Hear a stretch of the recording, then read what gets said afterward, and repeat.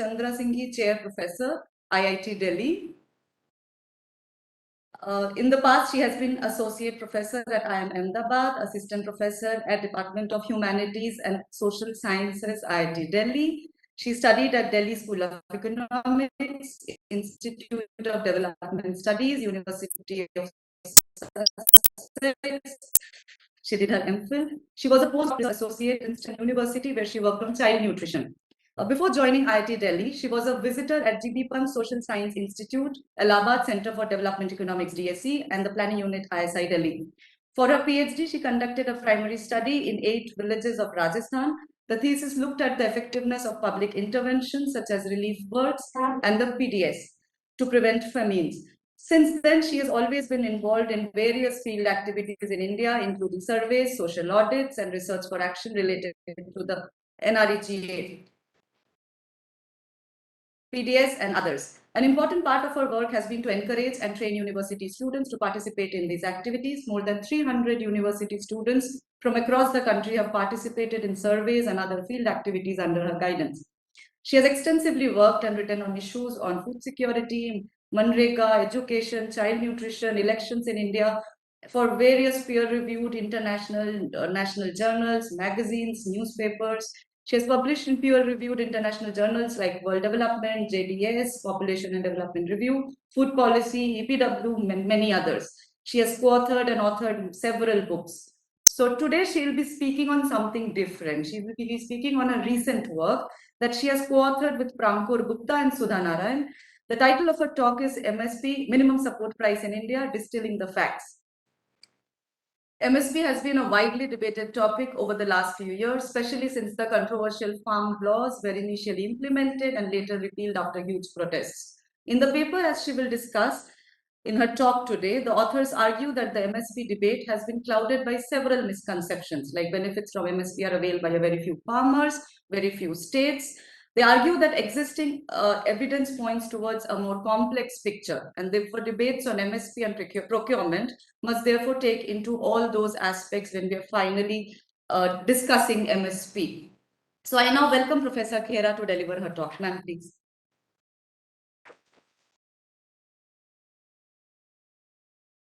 From the PPT. Okay, I think I can manage.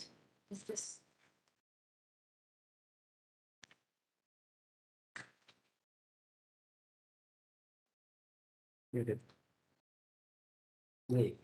This should be seen in the online also, no?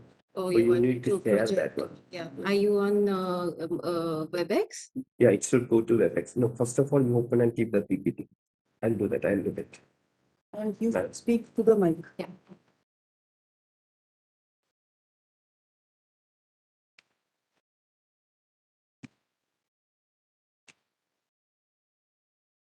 Right.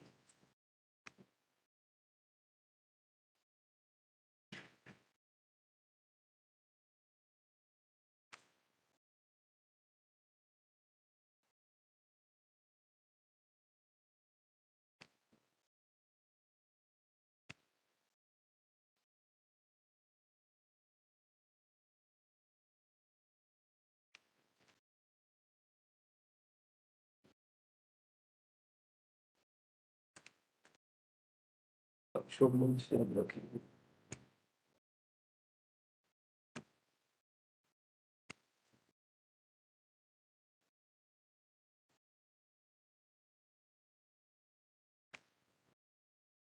Slideshow mode is not working.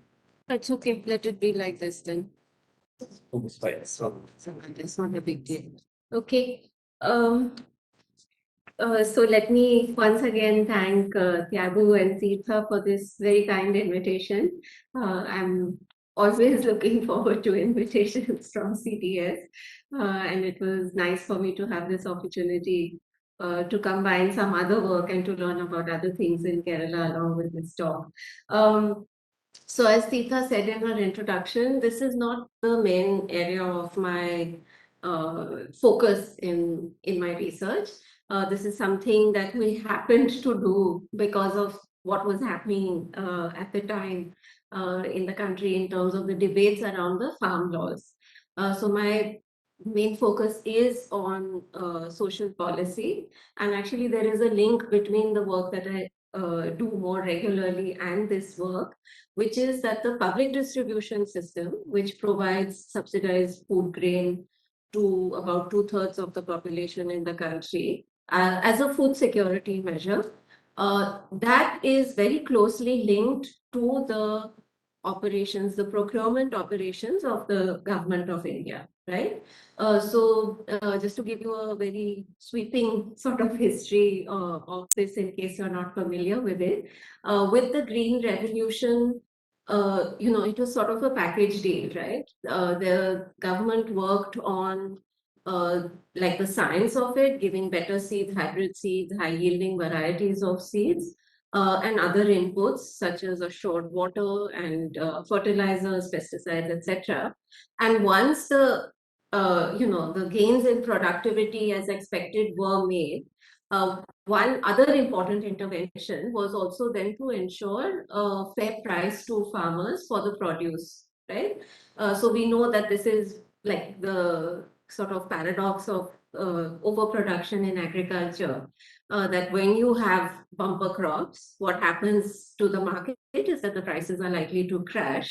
And so farmers will not be able to yield the benefits of that bumper crop, right? Because what they care about is the money they make from it.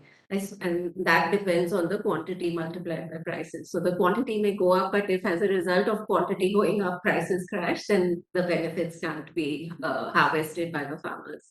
And so because this was expected post the interventions of the Green Revolution, one of the interventions was also to provide farmers with an assured market. And to tell them that when your produce, you have these higher yields and higher outputs, don't worry, we'll also provide you with the safety net of a market at a decent price. And so that's how the MSP also came about, these minimum support prices. And actually, minimum support prices are announced for about 23 crops, I think. But in fact, we mainly hear of it in the context of wheat and rice. For many of the others, the intervention of the government remains quite small, very small, except maybe in things like cotton. I think in cotton, sugarcane, there's still a substantial sort of government intervention in terms of purchase. The way that works is very different from wheat and rice. So this paper is actually only looking at wheat and rice because the motivation for the paper came at the time of the farmer protests, which were the result of the 3 farm laws. For that, actually, according to me, the person to read is Professor Sudha Narayanan, who's also a co-author on this paper. I think she understands the agricultural sector much better.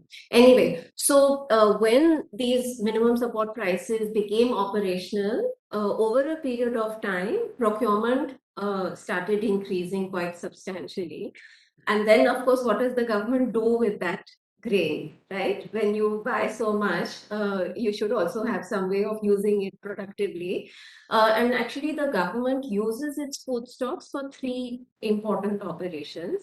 One, of course, is to supply the PDS, right? To fulfill the obligations that the government has towards the PDS. And now, of course, it's a statutory, it's a legally binding obligation.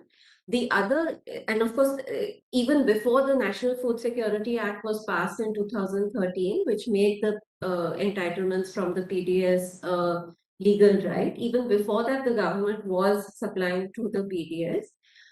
The other 2 interventions that were routinely utilized, but not on the same scale perhaps, is to use the grain for exports. Some of this was export on humanitarian grounds. So if there is a crisis, so for instance, I think Afghanistan has been the recipient of it in varying quantities across time.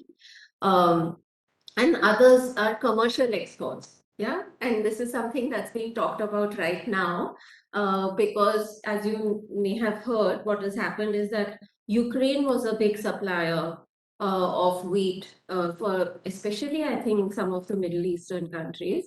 But just generally, I think it was an important supplier, and the war has disrupted supplies from Ukraine, and that has meant that international prices have, I think, risen quite substantially. Coincidentally, it is a time when the Indian government is sitting over huge stocks of wheat. So that market is a wheat market. It's not so much paddy or rice. Sorry. So now in the past 3-4 weeks, I don't know if you've been following the news, but the minister has been talking about exploring exports of wheat. I think it was Egypt with which some talks were on.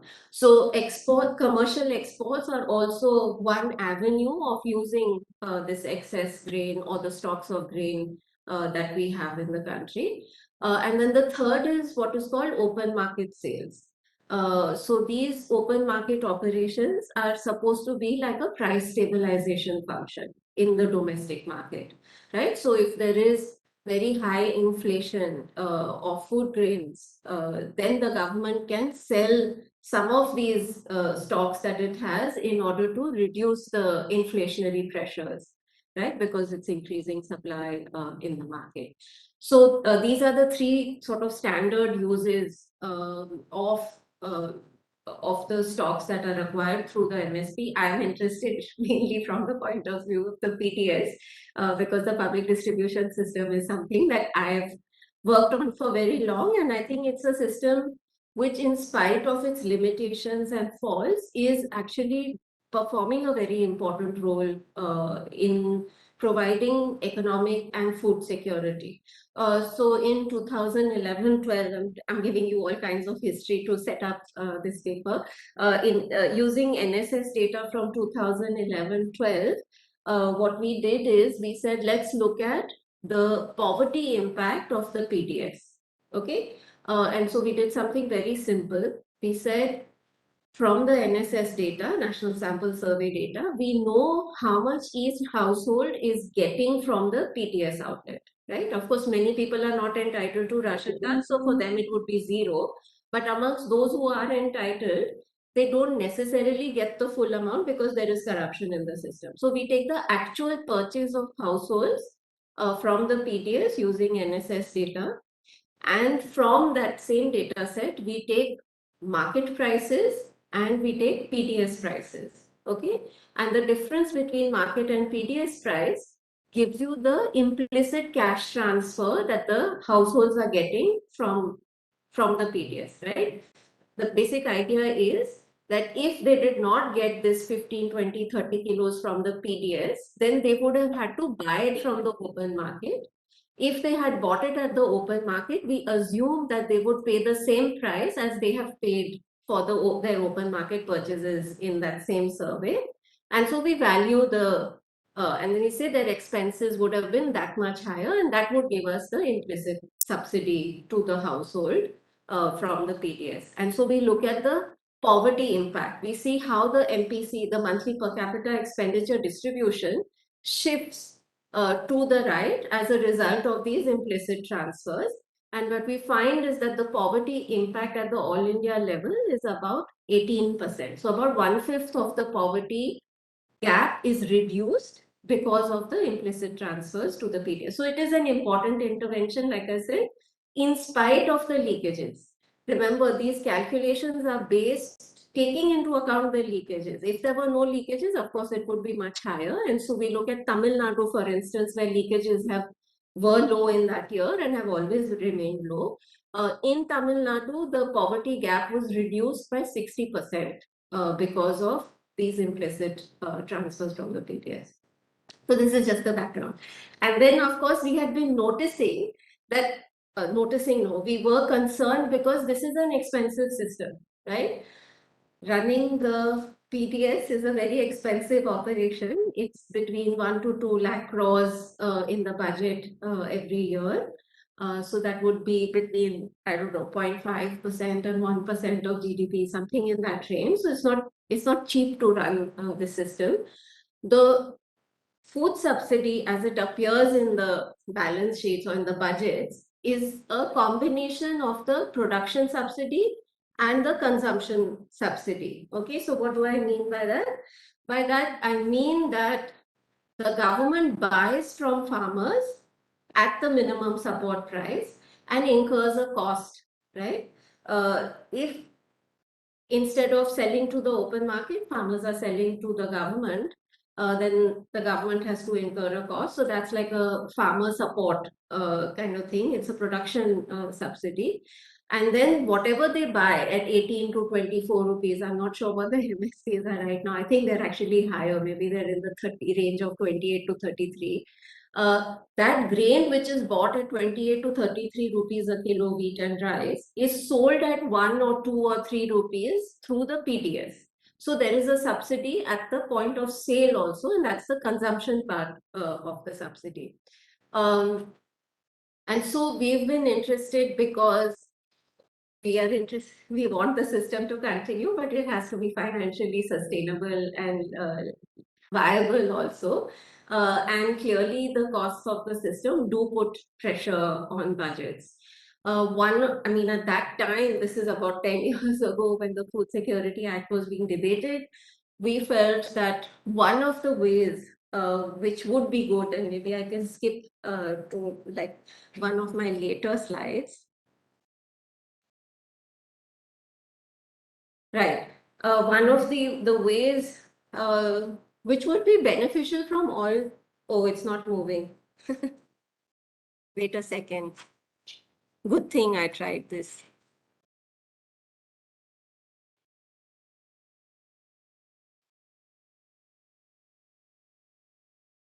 Oops. I stopped projecting. Sorry, give us a second, huh? This projection is creating an issue.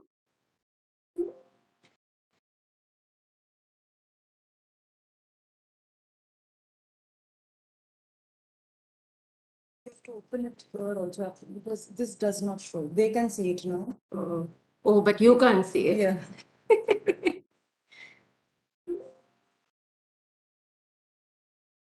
Sorry. Okay, now.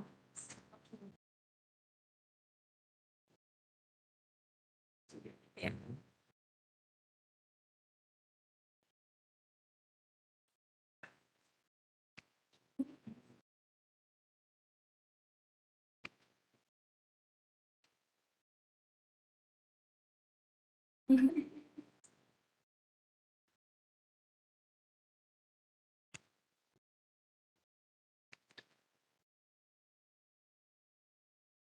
Let's come here.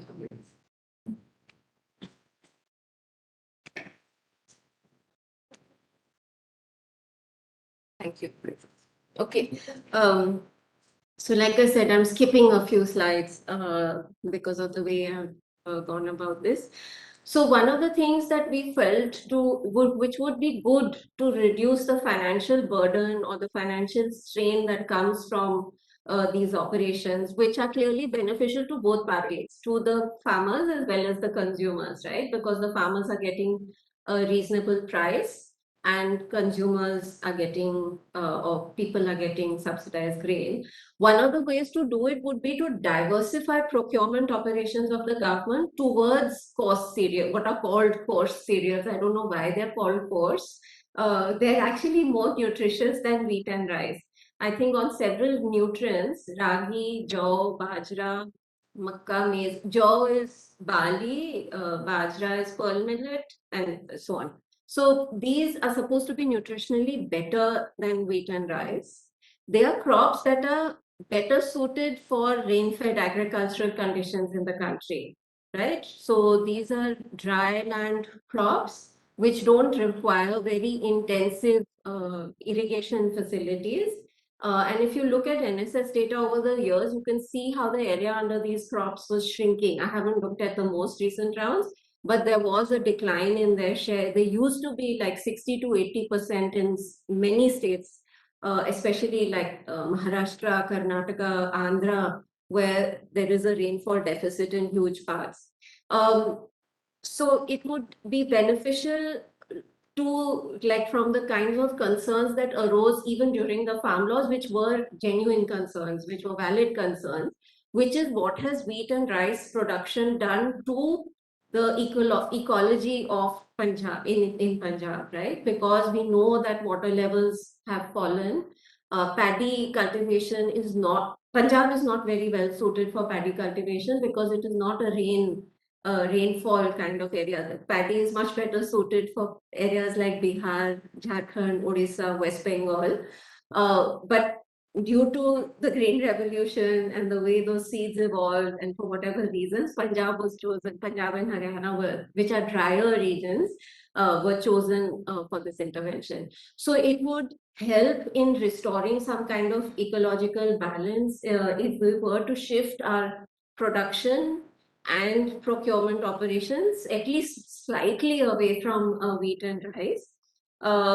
These, if you look at the prices that these crops got in the market, it used to be like less than a half of wheat and rice, yeah, and the MSPs were also much lower. When wheat and rice were in the 20 to 30, the 18 to 25 range, for Bajra, the announced MSP used to be 8 rupees. Yeah, so it's a substantial possibility of a substantial saving. These crops are part of the local diet anyway, so it's not like you're asking people to change their eating patterns to adapt for financial reasons. And like I said before, it's also they're supposed to be nutritionally better. So they're at least comparable, if not better than the existing alternatives. So this would be one possibility, one thing that needs to be explored. Like I said, I'm not someone who has really got my hands into this. So I had put it towards the end as things for people to explore now, rather than for me to say, I think this is a great idea, let's do it. Although I do have a vested interest because I live in Delhi, and we suffer from the Parari, the bad joke. Okay, so when the farm laws were passed, one very popular kind of misconception was that this is just a Punjab farmer problem, maybe a little bit to some extent Haryana farmer problem. The MSP system has pampered these farmers so much, and now they don't want to. What made somebody use this analogy? It's like the government is snatching away the milk bottle from a child, and that's why the child is crying. Yeah, it was a pretty bad analogy and also quite insulting. But it is also not true, factually not very correct. So because we had been following some of these changes because of our interest in the PTS, we knew that decentralized procurement, which is a scheme that was put into place by the central government around 2003. I think the official document dates to 2003. We knew that some states had finally managed to find a breakthrough and to use it to buy locally. So what was the decentralized procurement scheme? Maybe I should tell you about that first. So the dominant model was for FCI to buy at their go downs at the mandis or whatever through from farmers directly. And because it was noticed that this was putting a strain on the system in all kinds of ways, the government said, let's decentralize, let's go to other states who are also producing these crops and let's try to buy from there. Also because the cost of production in those states was lower than Punjab and Haryana. So for paddy, Odisha and Chhattisgarh prices, the cost of production was lower at the time. I'm not sure if that's still true. So that was the intent behind the scheme, but the way it was framed, it became virtually impossible for any state to actually do the procurement operations. Because I think one of the constraints was that the central government was not giving it credit. Now the state finances were already strained, they're still strained, and they couldn't advance so much money to buy from the farmers themselves. And I think in the initial formulation of the DCP, the Decentralized Procurement Scheme, it also said that the state governments couldn't borrow from the private market. But then somehow Chhattisgarh figured out, and they were able to get credit from private banks, I think, and they kicked in this whole procurement operation. And over 3-4 years, they were able to streamline it, and then it had become a very important operator in the procurement operations as far as paddy is concerned. And then basically, as happens with so many other things, states learn from each other. So the adjoining state of Odisha then noticed what Chhattisgarh was doing, and it's a fantastic thing, right, to earn goodwill of people, because now the Chhattisgarh farmers who had never sold to the government before were getting a very good price, the MSP price for their produce from their state government, being able to sell at their doorstep, not having to go very far. So it took many years to put the system in place, but then it became reasonably stable. So then Odisha also started, trying to do the same thing, and since then other states have done it. So that was as far as paddy is concerned. And then about 10 years ago, in wheat, it was Madhya Pradesh that suddenly became a very big player. And so when these farm laws were being debated, we said, let's look at the data, because to us it seemed like there was a lot of myths or misinformation or outdated information. Actually, that was the main problem, that people were still using data and information that was outdated by 15 to 20 years, and they hadn't updated in their head the changing scenario. So what we found, this is like this is what you learn from the talk. One is that the MSP actually impacts 13% of paddy sellers and 16% of wheat sellers, which is contrary to the widely accepted number of 6%. Yeah, I don't know if you remember, if you were following the debate, that was only 6% farmers benefit from it. The other thing that was being said a lot is only Punjab and Haryana, and sometimes as this thing they say, and Haryana farmers benefit from it, and that's clearly not true anymore. The geography of procurement has changed quite substantially. And then there's the further question, which was again, this milk bottle snatching. These are big farmers who are spoiled by the state, kind of a thing. Is there a big farmer bias in the procurement operations?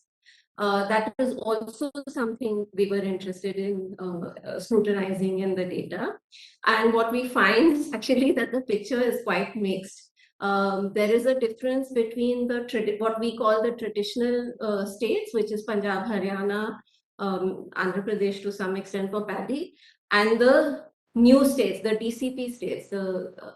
But even within the DCP states, we find that there is some variation in terms of this large farmer bias. So I'll just show you what those results are. First, the data that we used is the National Sample Survey 70th round, which, as we know now, is quite dated. We need more recent data. This is actually something worth commenting on because data has become such a contentious issue now. Since I've learned to use data, and participated in some of these debates, we have always contested data sources, scrutinized them carefully. Now it's become a very different game, and without reliable data that is not transparently scrutinizable by lots of different types of people, we're not going to be able to understand what is going on in this country, right? And now from the most basic things, I can see Professor Nagaraj is also sitting here, like GDP growth. We don't know which sector, what exactly is going on there. But even in the things that I like to study, which is say the PDS, we used to get regularly, every 5 years, we used to get information on household purchase from the PTS, and we would be able to see what's happening to corruption levels, which was an important kind of exercise. But now it's not possible to do because the data is not available. And then now this one also, of course, is quite outdated. The other source that we use, which is kind of useful in some ways, is administrative data. This is also a point that I would like to because I'm so obsessed with data and data quality, which is that in the past 20 years, there's this positive development towards computerizing all administrative records. Maybe we've gone a bit overboard, But the fact is that there is also useful administrative data which can be used at least to understand some basic trends. But that data is not easily available to researchers. So the government goes on about, I was telling someone that their chapter should be called Data Everywhere, not a table to, or not an average to see.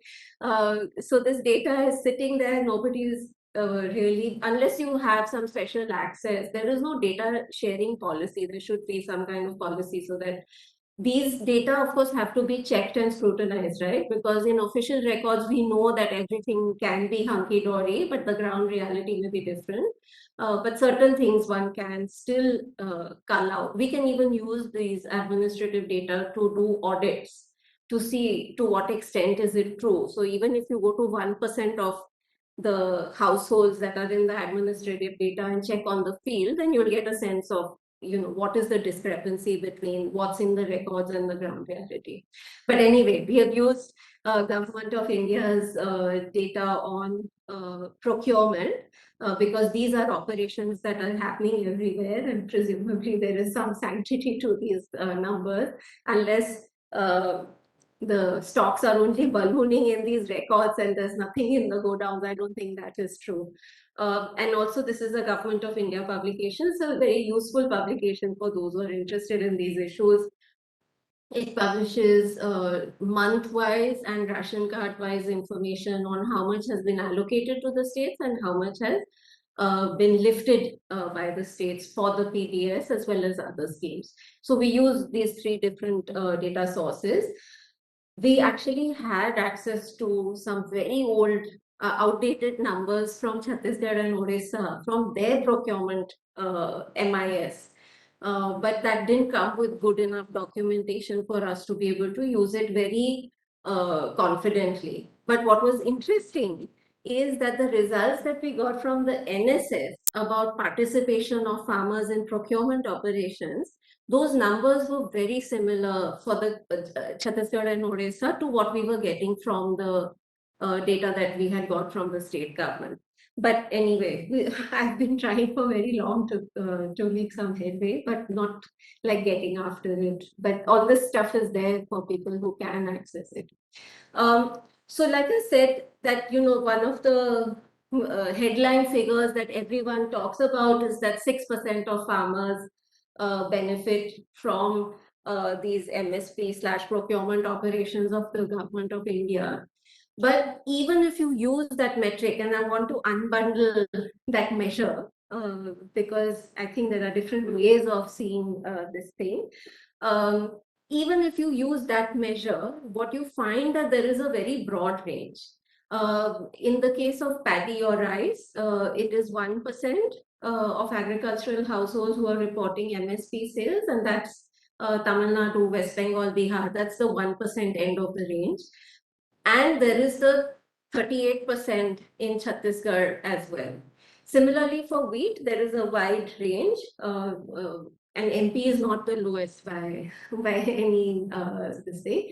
MP was at 16%, and the highest was Punjab, which was about 62% farmer agricultural households were selling to the government. But is this the right measure is one thing, or is this the only measure that we should be looking at, right? So this is basically all agricultural households, no matter whether they grow paddy or wheat or not, right? So obviously you're inflating the denominator by including even those who have never cultivated paddy and wheat, and then saying that those who benefit from the procurement operations is a small percentage. And the other thing which is important is whether those households have a marketable surplus at all, right? So the thing that we feel is that should be taken into account is that we have to look at all three measures. We have to look at agricultural households that grow these crops, and of that, how many are selling. Of this, we have to look at those which have a marketable surplus, right? And when you do that, then what you what you get is 13% and 16%, which is what was in the first slide, right? When you look at these different kinds of possibilities, then you find that the proportion of beneficiaries of the MSP operations is higher. So just to summarize, I mean, it's a simple enough table, but what we find is that farmers growing these crops as a percentage of all farmers is between 39 to 52%. Yeah, so not everyone is growing paddy and wheat. Farmers who have a marketable surplus among those who grow this is between 37 and 45%.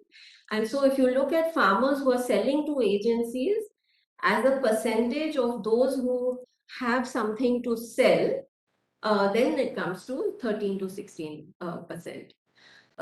This is also just a very sort of basic kind of information which tells you how the procurement operations of the government have expanded over time.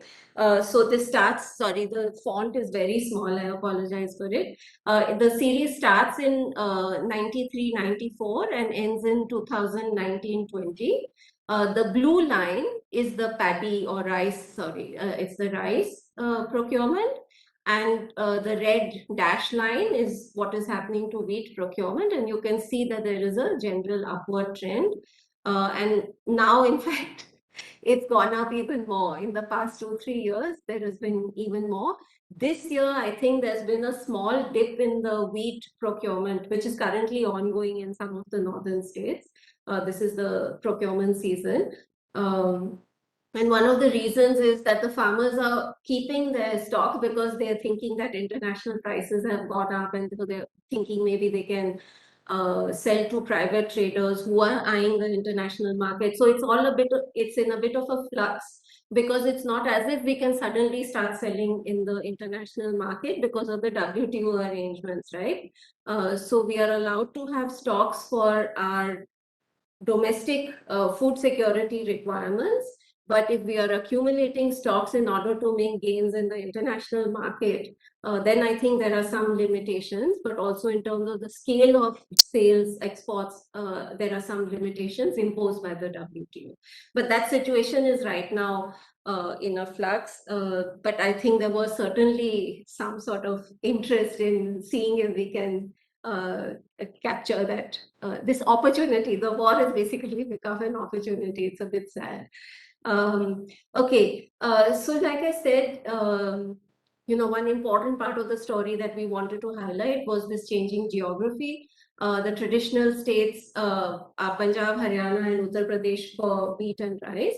But for Andhra, also rice. They have always participated in some measure in the procurement operations for paddy. And then in the decentralized procurement, basically, it's Chhattisgarh and Odisha are the big new kids on the block, so to speak, for paddy, and it's Madhya Pradesh for wheat. And what you can see is in this graph, again, it starts in 93-94 and goes up to 2019-20, is that the share of the traditional states, what I just called traditional states, Punjab, Haryana, UP, their share in total procurement has been declining. So it was close to 100, it was between 80 to 100% at the beginning of this period, 93-94. And now it's come down to 60% in the case of paddy, and because those are the states where Chhattisgarh and Odisha basically got into the act about 2007 or so. And then, like I said, about 10 years ago, around 2010-12, Madhya Pradesh became very active in wheat procurement operations. So this is the kind of change that we have seen, which has happened quite gradually through the mid-2000s, which is mainly the result of the DCP. Right. So the other part of the story is to look at the, one is that the benefits are spreading more evenly across or there is some move towards more even participation in procurement operations. But now we want to see within states who is selling to the government, right? So we want to see, is it the small farmers, marginal farmers, semi-medium, medium or large? And then, for simplicity, we'll club them into 2 or 3 categories. So we'll club small and marginal at some point, and then the large farmers and medium farmers. And this is obviously of a very important question, right? Because 86% of farmers were small or marginal in 2015-16. Sorry, I'm just going to get some water.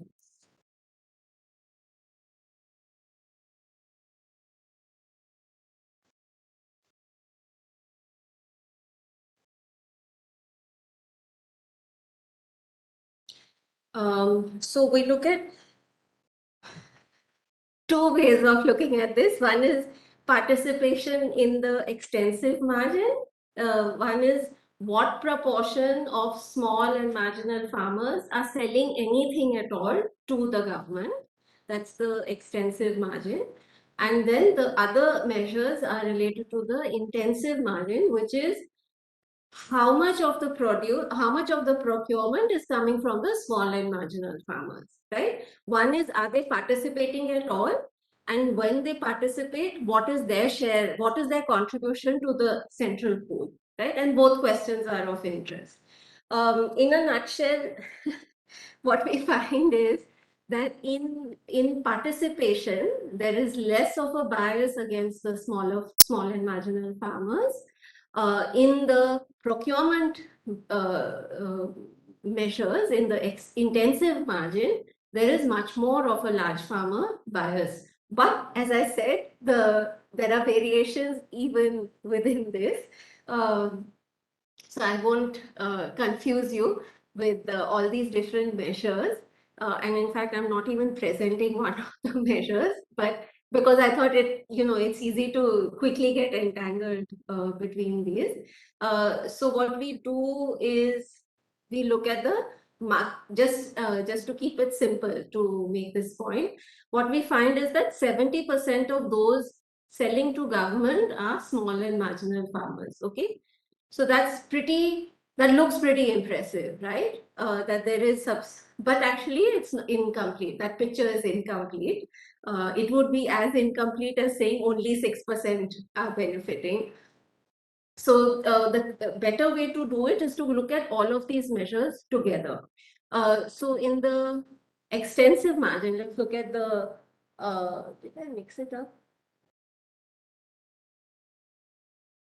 I think I did mix up this, but basically, as far as paddy is concerned, 84% of small and marginal farmers are selling to the market. This is not to government, but to the market. They have a marketable surplus. But the sales to the government are only 70%, right? So there are small and marginal farmers who have a marketable surplus, that's 84% for paddy.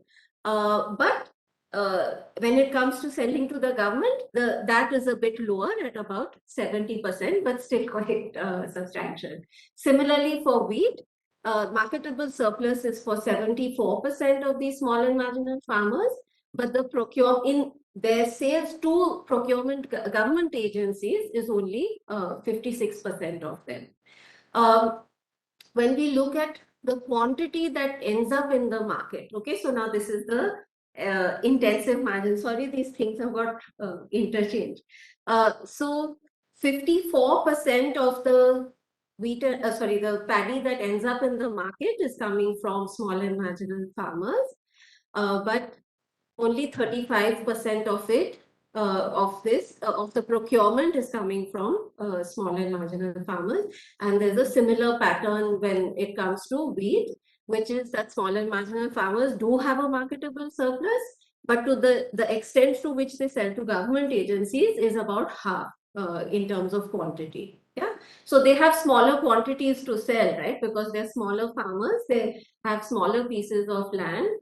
They will have smaller marketable surpluses. So in terms of, in a sense, it's obvious also, because they'll also keep a little bit for self-consumption, right? So so it does seem plausible that the patterns that emerge in this.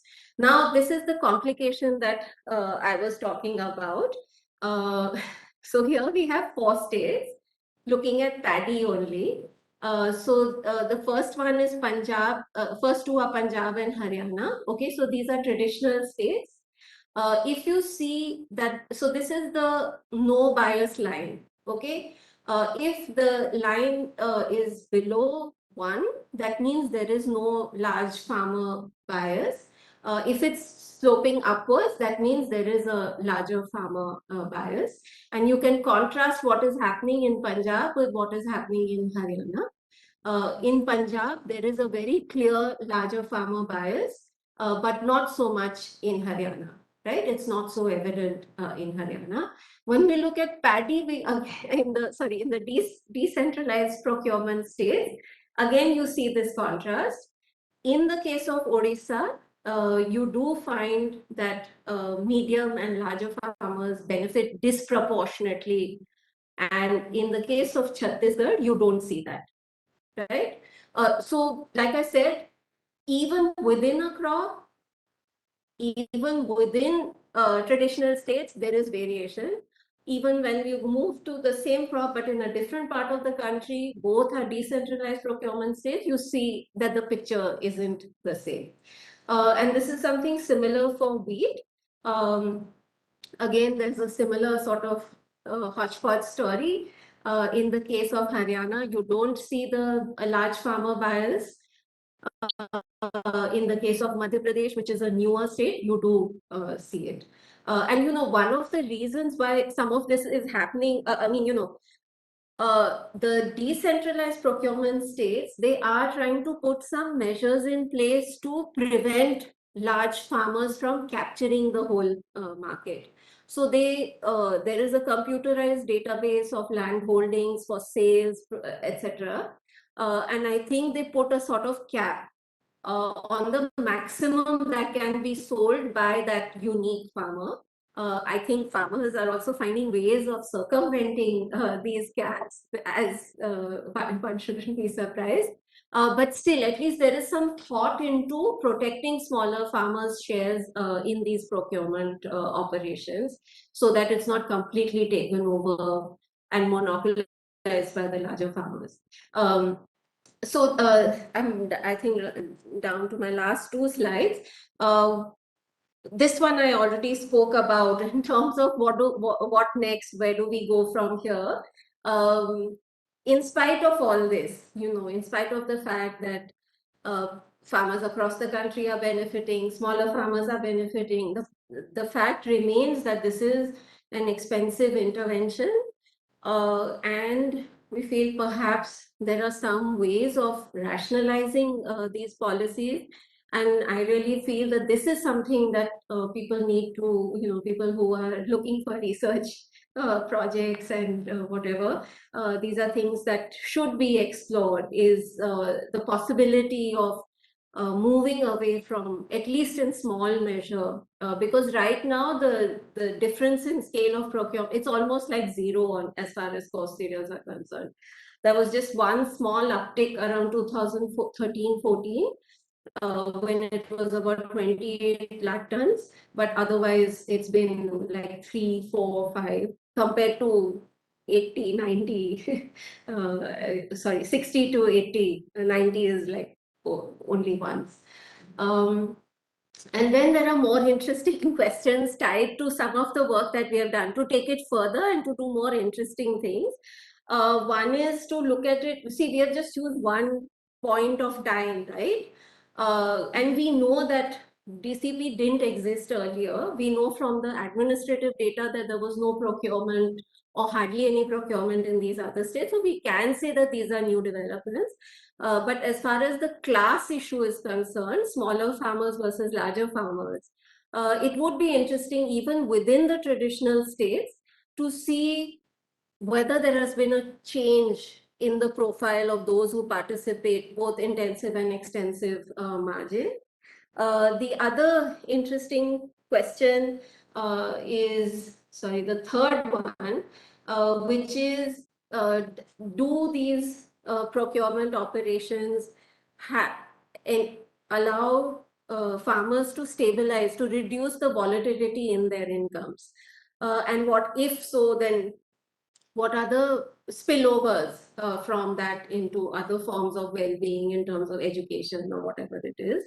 The other really interesting question is on diversification. That, one story that is spun around procurement operations is this milk bottle kind of story, which is that you're creating dependency amongst farmers on the state for income support in a certain sense. But I think there is another thing which, like I said, needs to be explored. In fact, Brampur is exploring this to some extent, which is to see that if you have some assured or some guarantee of being able to sell to the government your wheat and rice, you could then become less risk averse and start diversifying into other kinds of crops. So it could be fruits and vegetables, and anecdotally you hear all kinds of stories from Punjab. Now, to whether they are happening on any significant scale, we don't know.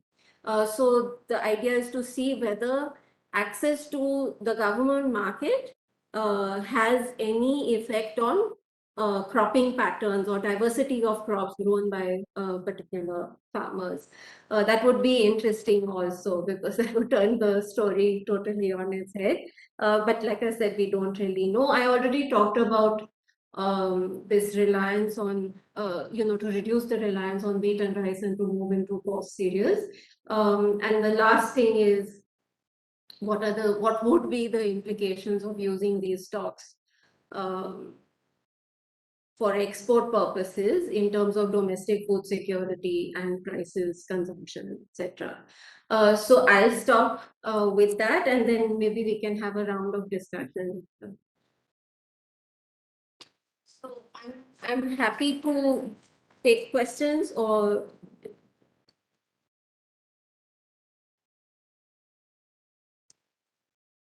Thank you, Professor Khera. It was a very interesting and enlightening lecture, so to say. All these stories which are spun around MSP, that only few states, only very few farmers. So it is not really that simple. It's not, there is a lot of heterogeneity within it. Different states are performing differently, different farmers are faring differently. So that is very, that should be brought into mainstream, basically. So thank you so much. And yeah, so now I welcome questions. So here you are. Yes. I'll make a note. Sit and write down. And Yeah.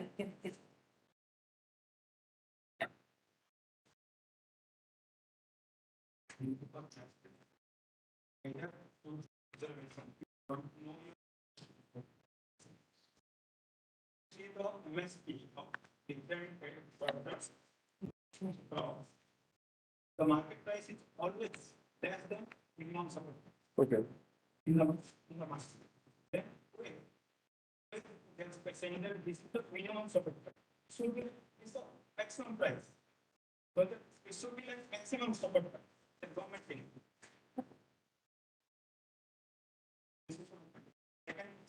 Second thing is, everybody, like the farm law also there is a provision for guarantee, giving guarantee for MS. There is a good fair for small and marginal farmers from their produce. So that instead of doing that, if government may legalization, some constitutional provision, like universalization of education, like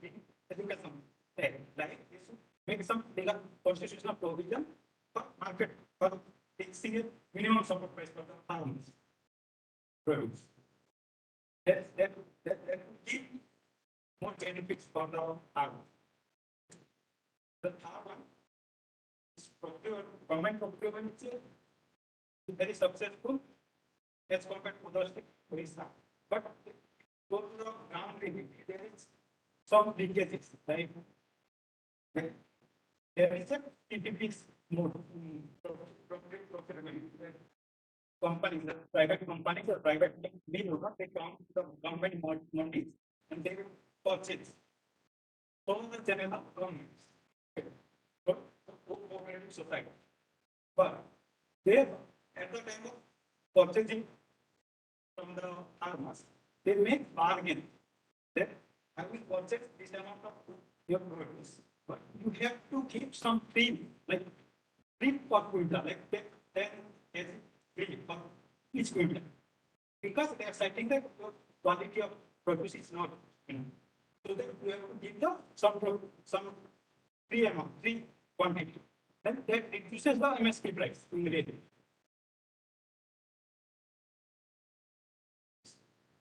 We want to take more questions? One maybe from online, one from online.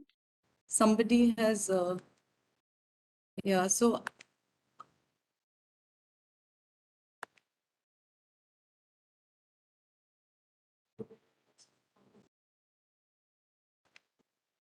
I don't know what's that. How does decentralized procurement work? Is it different in each state that engages in it? At what scale is it undertaken? I think that is the, yeah. Yeah, so one more online question maybe, and then I will ask one offline then.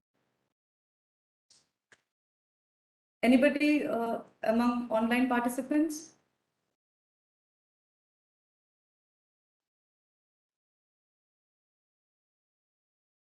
No? Okay, so one question from you.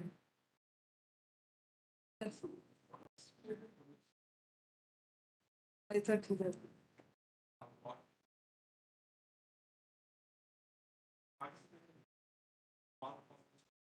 Marketing.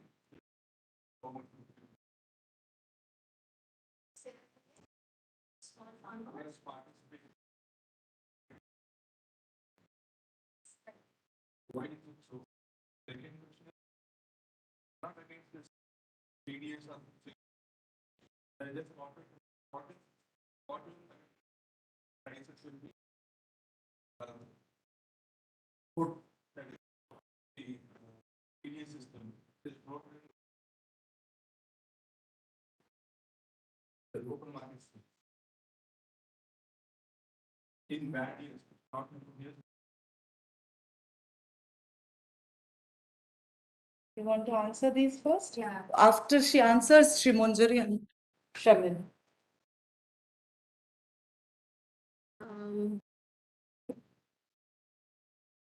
Okay, so I don't think I have answers to what you said. You said that the market price is always lower than the MSP. I'm not sure if it's always true. That's fine. No, but what is your observation and experience based on? Have you looked at the data in all the states, or are you speaking anecdotally from what you have seen in Odisha? I think that matters a lot, right? So I think one has to put it in context. You can't say always true everywhere. Yeah, so thoda sa. So I think it's true that the MSP may be higher than market prices in many years. Why is it called minimum in spite of that? I don't know. It was meant to be a floor. That if the market price falls below this, we will still support you. So it is the floor at which farmers can always sell, right? And the idea is that the farmer can choose. If the market price is higher, they sell to the market, which is what they're doing with wheat right now in the northern states, because market prices higher market prices are being offered for wheat because of this Ukraine context. So it may be a temporary upward blip. So I think as a floor in this economics literature, it's the floor price, right? So in that sense, it makes sense that we won't let it fall below this, that this much you will get. If the market doesn't give it to you, we will give it. Whether there should be a legal provision for MSP, I think that's, first of all, I don't feel very well qualified to answer that because I don't study this in as much detail. but I think good arguments have been made against it, even by people who are sympathetic to the farmers and their predicament. And I think there are better solutions to the farm problems that farmers face than legalization of MSP. But I feel that, you know, I don't want to become an all-round expert on something that I don't understand fully. I would say read Sudha's pieces. I think she wrote one in the India Forum. It's called the Three Farm Laws. And I think she is quite careful in what she says while being fair to farmers. Like, she's not only concerned about budgetary constraints of the government, she's also concerned about farmer well-being. And I think her writings may give you some clues as to why legalization of MSP is something we should think very hard about. And then you talked about leakages in the Odisha system, and it is true that, you know, people will always game the system.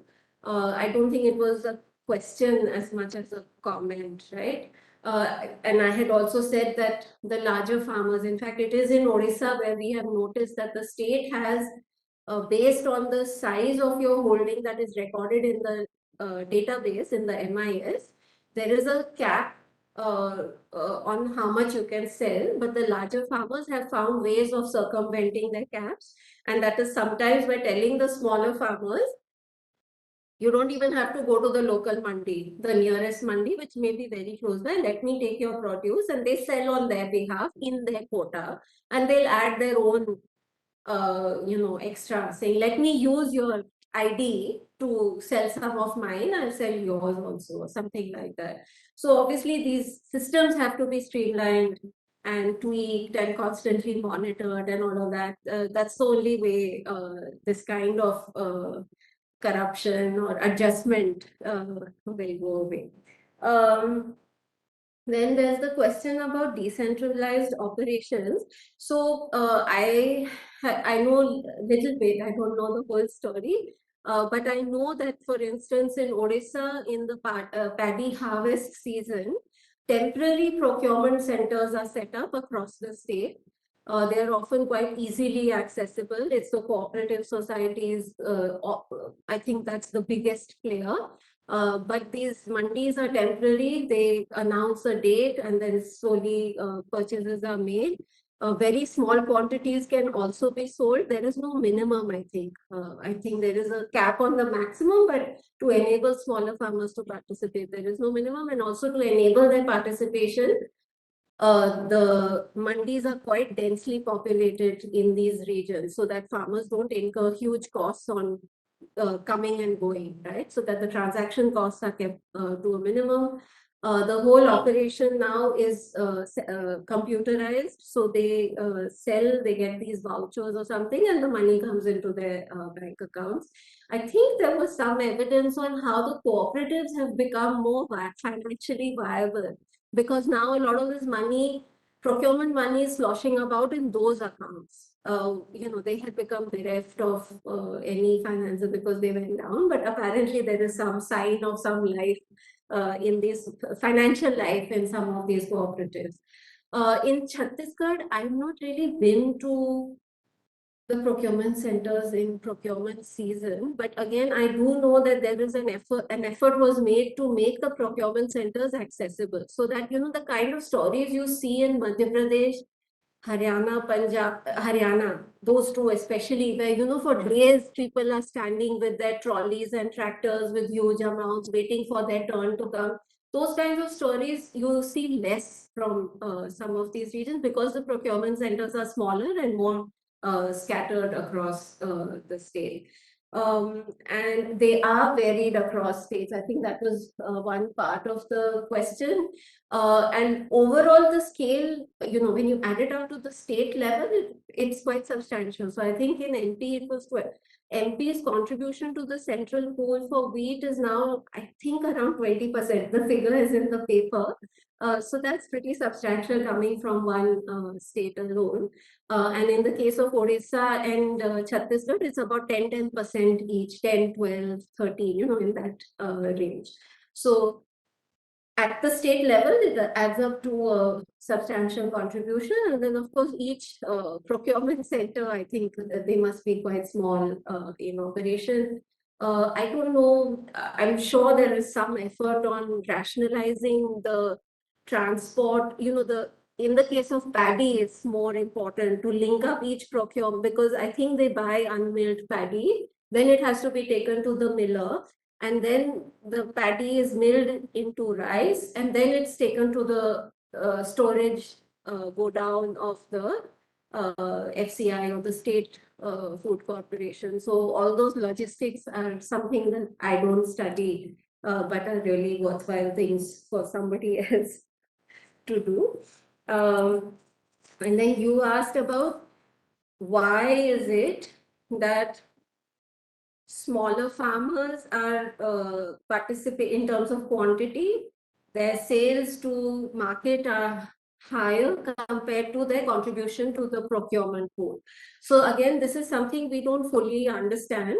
There must be barriers to selling to government, right?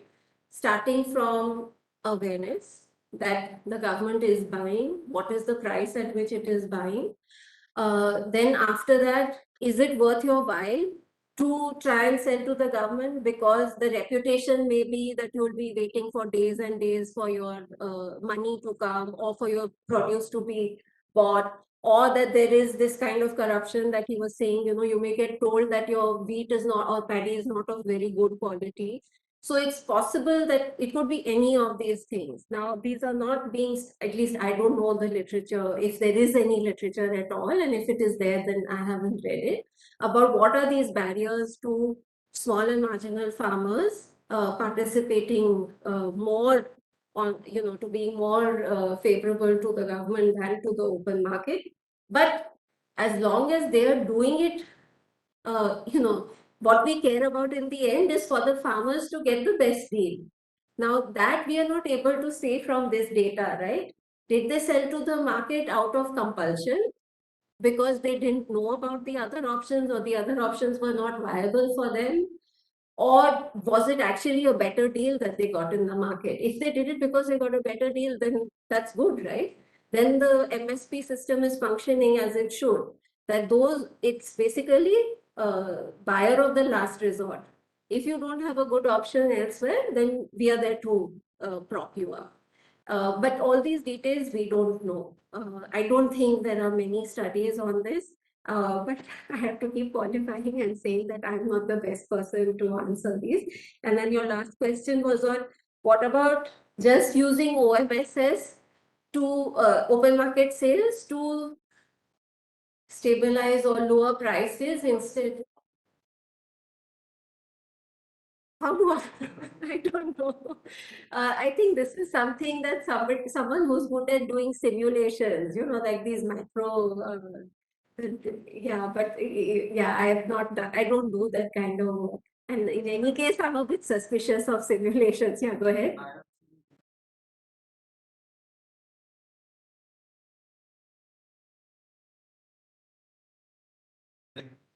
Considering the benefit thing, they still support like PDS is part of them. I just want to Right. So suppose let's the hypothetical exercise, okay? Suppose there's no PTS and there's open market sale, and suppose that because of that, market prices will fall for everyone. The first question I would say that we should be concerned about is the distributional consequences. Unless the price falls to 1 rupee, 2 rupees, 3 rupees, the ones who are poor and accessing the PTS right now will be worse off, because they will have to buy at 4 or 5 rupees, right? So for the richer people who are outside the PDS, it will be a huge benefit. But for those who are accessing at 1 to 3 rupees, it will be a loss, unless the prices fall to 1 to 3 rupees, which is unlikely, right? That's one thing. But the other thing that one would have to take into consideration is who is buying how much from the market. If I am buying only as if I'm more reliant on the market as a poor person, and the PDS is only meeting 10% of my requirement, then even at 4-5 rupees, I may benefit from open market sales. But if the PDS is meeting 50% of my requirement, then the consequences will be different. So I would say that you can do a hypothetical exercise. We don't know how much market prices will fall, but you can say we would need market prices to fall so much so that distributionally it remains, yeah. So if you want to try it, you do it. मेरे बस की नहीं है. Yeah, here we had two questions. No, first, yeah, Shamil and Shimanjari. You also were raising your hand, no? Yeah, she was. Shraddha is also. Shraddha next. No, there'll be a Shamil.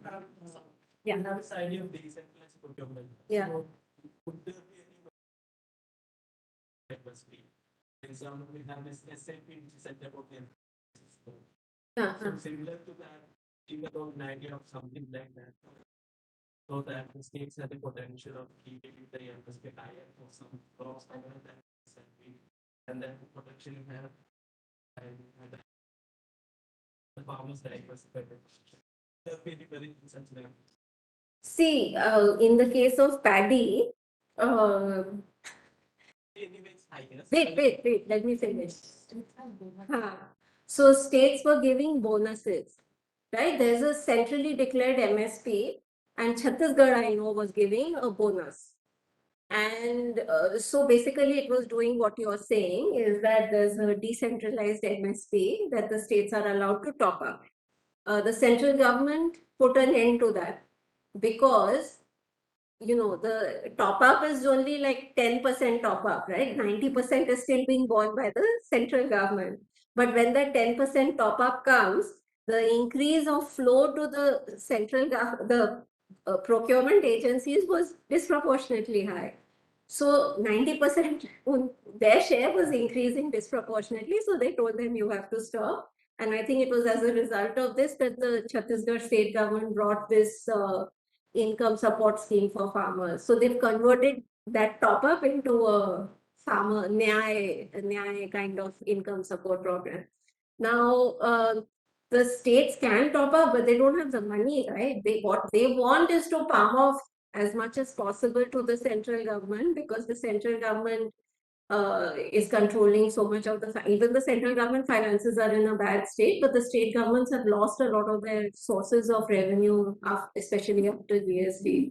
So one would have to look at that side of the story as well. And I'm not aware if there must be some initiatives at the state level, you know, to prop up certain products at certain times. But somebody would have to look through all the state budgets. I know that in Rajasthan in the 2002 to 3 drought, the state government was buying bajra because they wanted to support the Western Rajasthan farmers at the time who had actually got a bumper crop in one of the 2 years. So, yeah. Shri Manjari.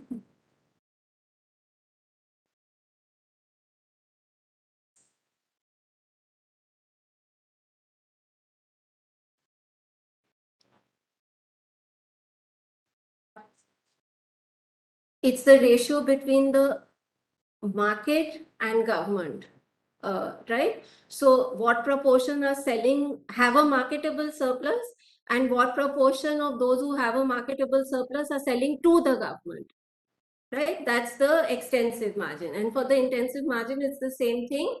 What proportion of the total produce on the market, and then what share of it is through the government agency. So quantities and just a yes, no, market divided by government.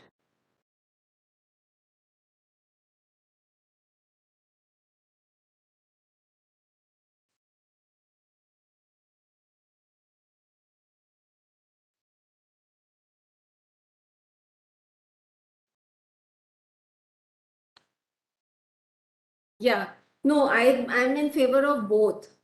I think first, I do feel that somebody should apply their mind to why we are not able to encourage ragi, bajra, makka, whatever, depending on which state you're in. What is the bottleneck that is preventing us from allowing? Because everyone would benefit quite hugely. I mean, in the midday meals, if we were giving ragi and other millets, it would be better for the children, even if it is not every day. At least let it be 3 days this and 3 days that. So I think, yes, diversifying actual procurement operations into those crops for which MSP is already being declared would be a good first step. And that itself will send a signal. But given this kind of, even given that, given the assured market that the MSP is likely to bring, do those farmers then, whether they are wheat growers or ragi growers, do they then also become risk loving farmers who are able to get into a high value crop production? That would be even more interesting, right? Because then in the long term, you're reducing their dependence on the government. So I think you do need think of it as some sort of interim period of, or at least over a period of time, the share of the income that is coming from MSP should become like a smaller part of their total income, which is actually in my paper, but I didn't share it today because we looked at that as well. Actually, ragi and bajra taken as a even economics text talks about this imperial war. Yeah, but why is it? They are taken as imperial. Many tribal in Punjab and other. They taken as imperial than the English. I know. That's I in Jharkhand where I was doing field work, the makka is grown there, and I love makki ki roti. Okay, but no matter how much I ask them to please don't give me rice today, give me roti. For them it was like the matter of the worst kind of shame that you gave your guest makki ki roti.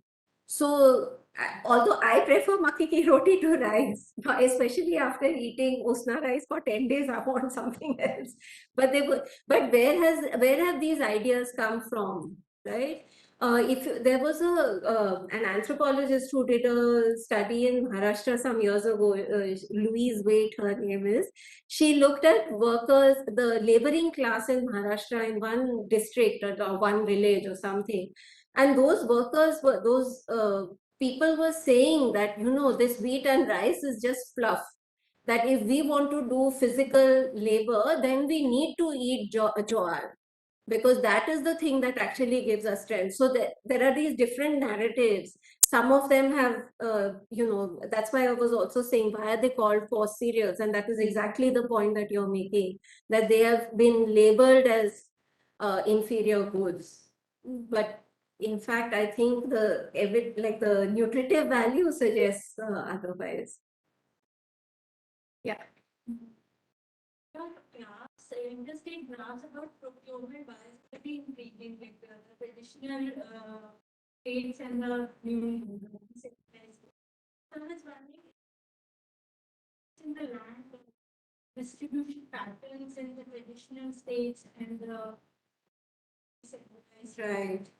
and I think we have the figures in the table to look at whether, but I don't think there's a big story to be told there. There are differences, but yeah.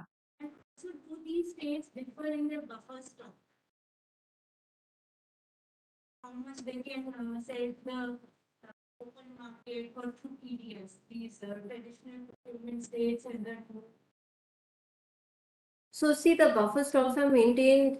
The grain is procured on behalf of the central government by the state government. So it's not like the state has a buffer stock as such. But perhaps what you mean is whether what they procure domestically within Chhattisgarh, there will be leftover after the Chhattisgarh PDS requirements have been met.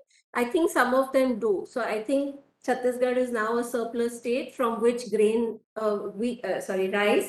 goes to a few other states when it is in excess of the state's requirement for the PDS.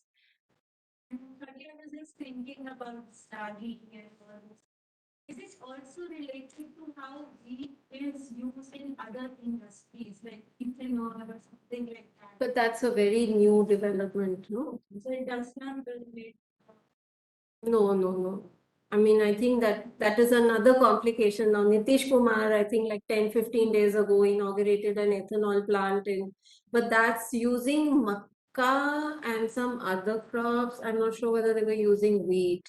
But there were 2, 3 years ago, the government announced that they were going to use it for ethanol because they had so much excess grain. And of course, we made us think about it. We said, expand the PDS, because there are still many people, and we saw that during the lockdown, right? That there were so many people who were left high and dry in cities without any ration cards and no community feeding centers for them to be able to even have 2 square meals. Yeah.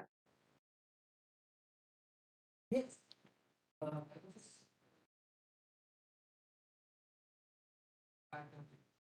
are mentioning that the farmers are growing paddy despite having climate conditions. So that is mainly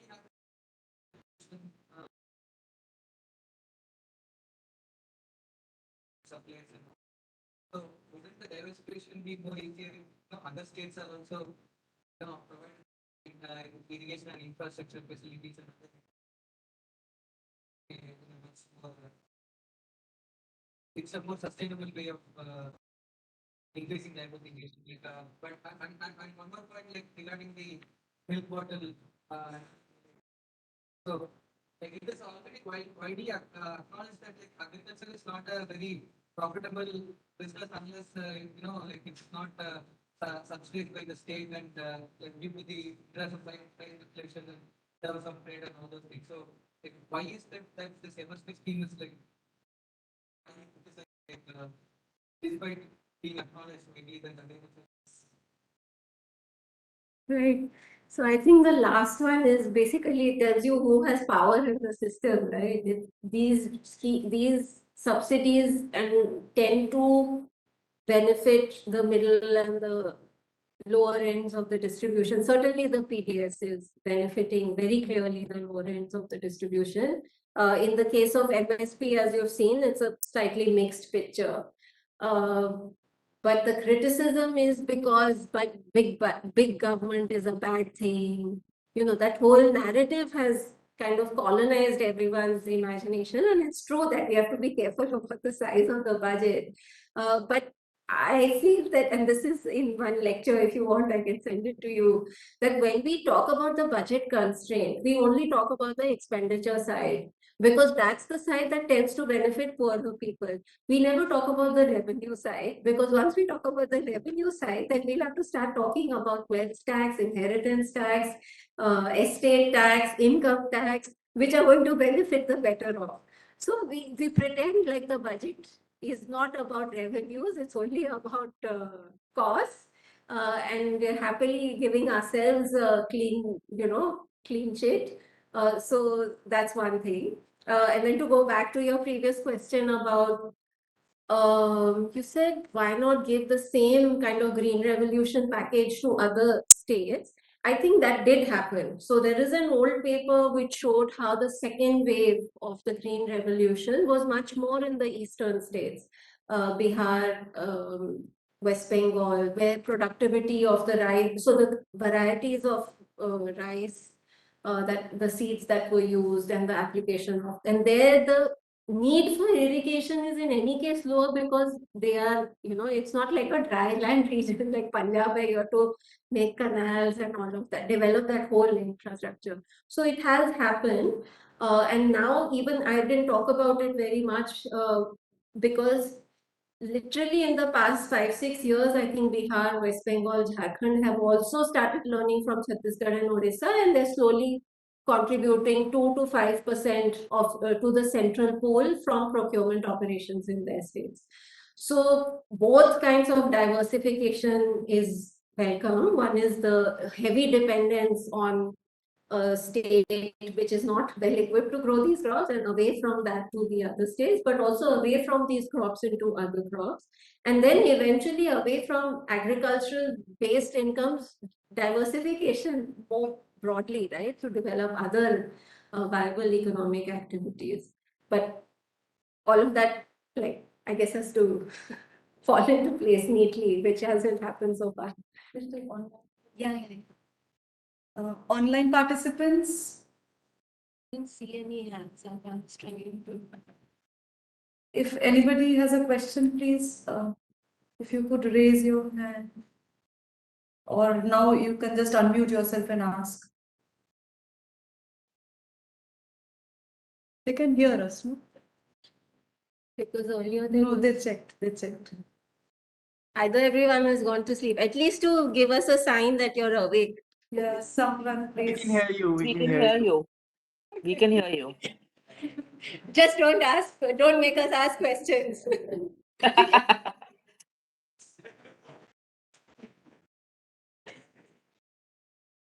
Very good to see you, Ritika, after a long time. Shejuti here. I don't know if you remember, I was in TIS Oh, hi. with Mrityunjay. Yeah, very good. You, to see you have to put on your camera, no? Hi. Hi.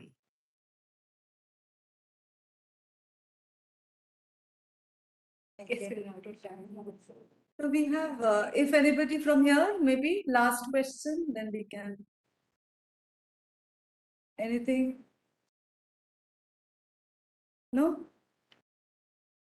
So thank you, everyone. I should Thank you for no, speaking. listening so patient. No, we, No, I have to thank this. so no, Professor Reetika Khera, thank you so much for accepting our invitation, coming for the talk and giving us such a lovely talk, lovely first session last day. So we are very, very grateful to you. Thank you. And thank you, participants. So online participants, we'll meet you at 11:30, and offline participants, we have something, some treat.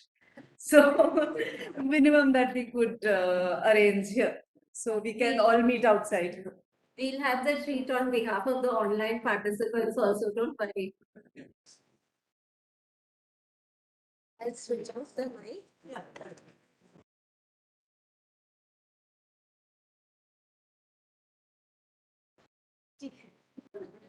I'll just use the other glass.